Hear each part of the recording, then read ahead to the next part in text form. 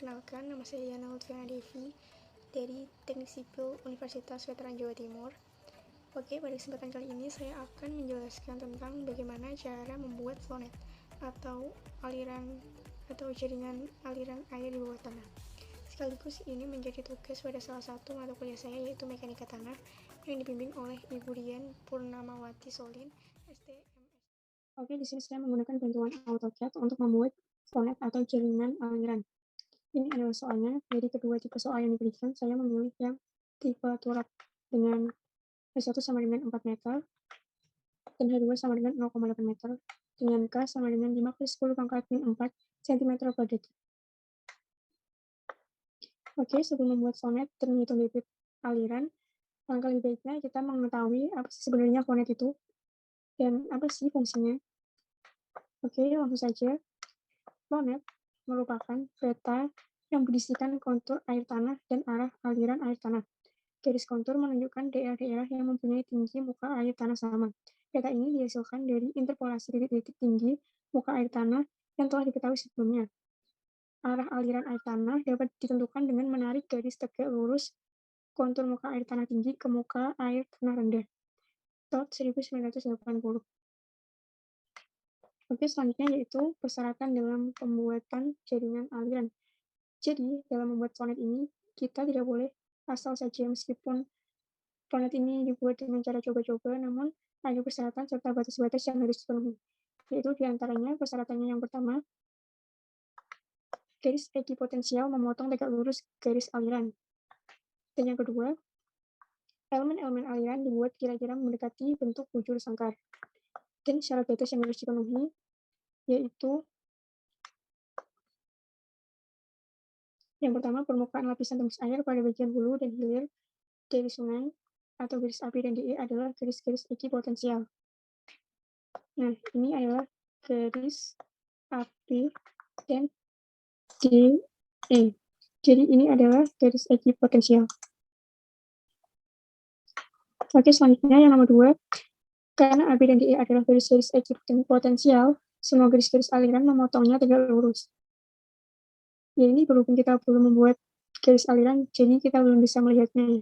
Dan yang ketiga, batas lapisan kedap air, yaitu garis FG, adalah garis aliran. Begitu juga permukaan turap kedap air, yaitu garis ACD. Nah, ini lapisan kedap air yang di bawah ini juga termasuk dalam garis aliran. Begitu juga dengan lapisan turap ini. Nah, dan selanjutnya yang terakhir yaitu garis-garis ekipotensial memotong ACD dan FG tegak lurus, sama halnya dengan garis ekipotensial yang pertama tadi, garis tegak lurus. Nah, ini saya ambil dari sumber Belajar MDes 1995. Oke, langkah selanjutnya itu langsung saja membuat flownetnya. Itu langkah yang pertama kita membuat garis aliran.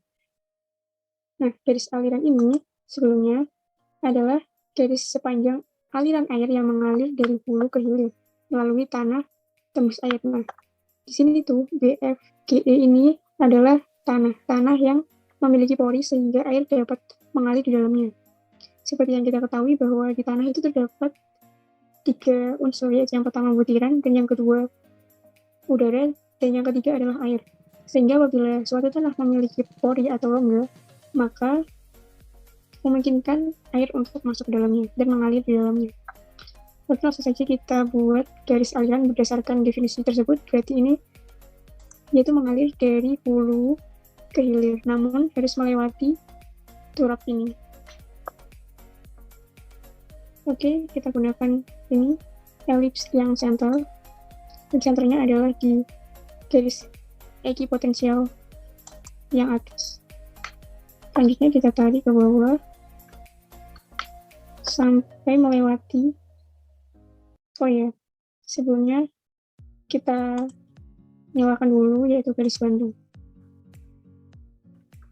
Nah, di sini saya membuat kotak-kotak seperti milimeter agar lebih memudahkan dan agar lebih simetris saja.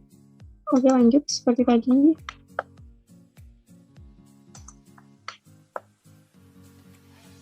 Nah, ini misal dia di bawah turapnya setengah meter.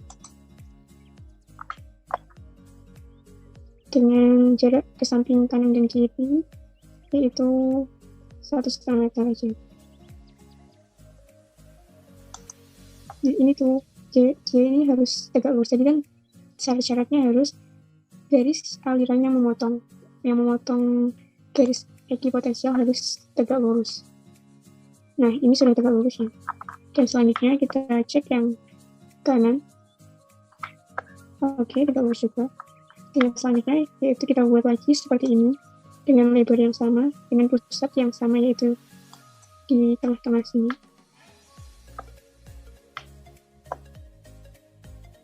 Nah ini tadi kan jarak ke bawahnya sudah setengah, dan sekarang kita lebihkan menjadi 1.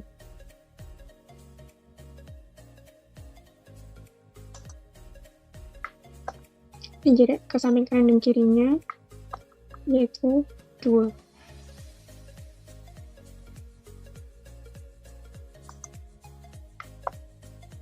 Oke, seperti ini dan seterusnya.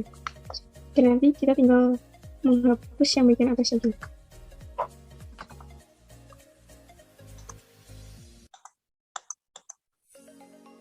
Ini jumlahnya tidak ada batasan, jadi tergantung kalian sendiri.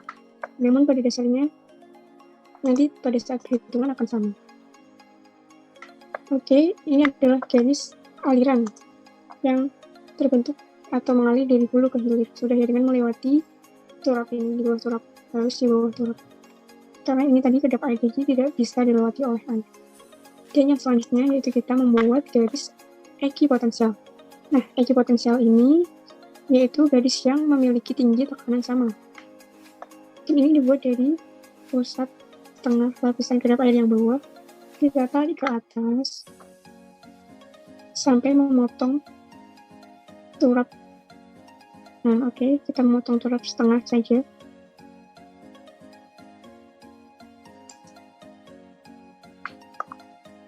Dan untuk ke samping kanan dan kirinya kita buat 2. Oke, ini sudah. Lanjut dengan cara yang sama tentunya.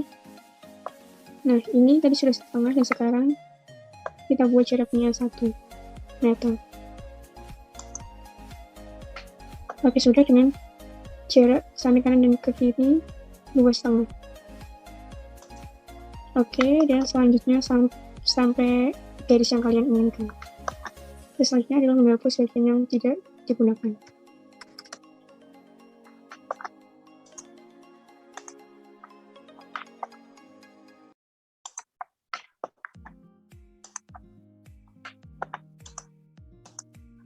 Dan langkah selanjutnya yaitu mengecek apakah dia tegak lurus. Nah, tegak lurus ya. Dan ini juga tegak lurus kalau diteruskan.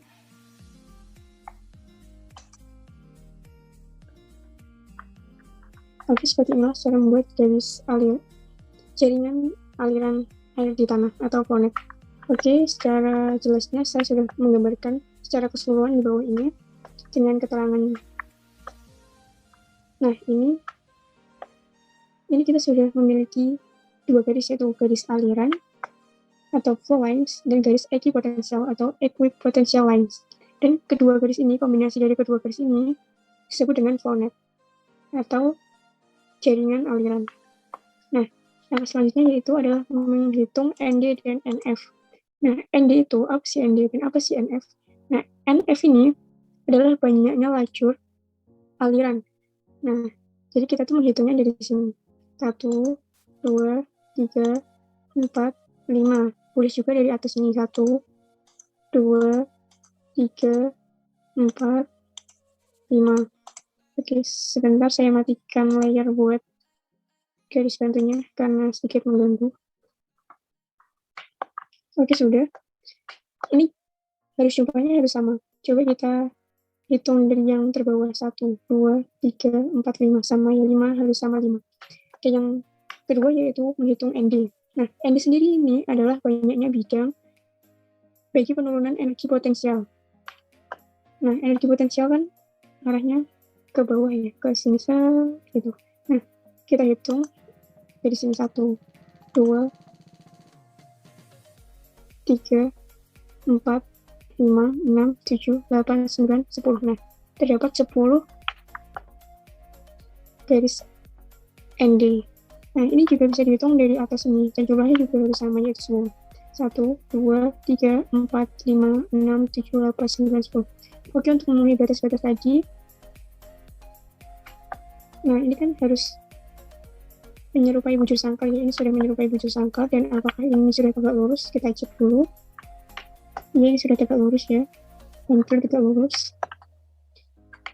Ini juga, dan di sini, ini agak sulit dilihat kalau yang atas, tapi ini harus tegak lurus perpotongannya. Dengan ini juga yang di atas ini harus tegak lurus. Oke, sudah. Di sini kita sudah menemukan ND dan NF. Langkah selanjutnya yaitu menghitung rembesan. Oke, pada soal diketahui bahwa K sama dengan 5 kali 10 pangkat min 4 cm per detik atau 5 kali 10 pangkat min 6 meter per detik. Untuk H1-nya diketahui bahwa 4 meter dan H2-nya dihilir yaitu 0,8 meter. NF yang sudah kita temukan dari garis tadi yaitu 5 dan ND yaitu 10. Sekarang yang ditanya yaitu jumlah rembesan total yang melalui lapisan tembus air persatuan lebar atau disebut juga dengan Q. Nah, Q ini sendiri dari hukum Darcy memiliki rumus Q sama dengan K kali H kali NF per ND. Dengan K adalah konstanta yang sudah ditentukan pada soal. Dan H, rumusnya ini adalah H1 min H2 yaitu tinggi aliran di hulu dikurangi tinggi aliran di hilir, tinggi muka air. Nah, dikali NF per ND yang sudah kita temukan dari diagram garis tadi. Selanjutnya langsung aja kita memasukkan angka-angkanya. Nah, diketahui kan tadi K-nya 5 kali 10 pangkat min 6 dikali H1 min H2 yaitu 4 min 8 kali sama dengan 3,2 dikali NF-nya 5 dibagi ND-nya 10. Dan ditemukan bahwa Q sama dengan 8 kali 10 pangkat min 6 meter kubik per detik per meter lebar. Oke, jadi ditemukan jumlah rembesan total yaitu 8 kali 10 pangkat min 6 meter kubik per detik per satuan lebar. Oke, sekian pembahasan mengenai cara membuat sonnet. Semoga video ini bermanfaat bagi kalian. Oke, see you.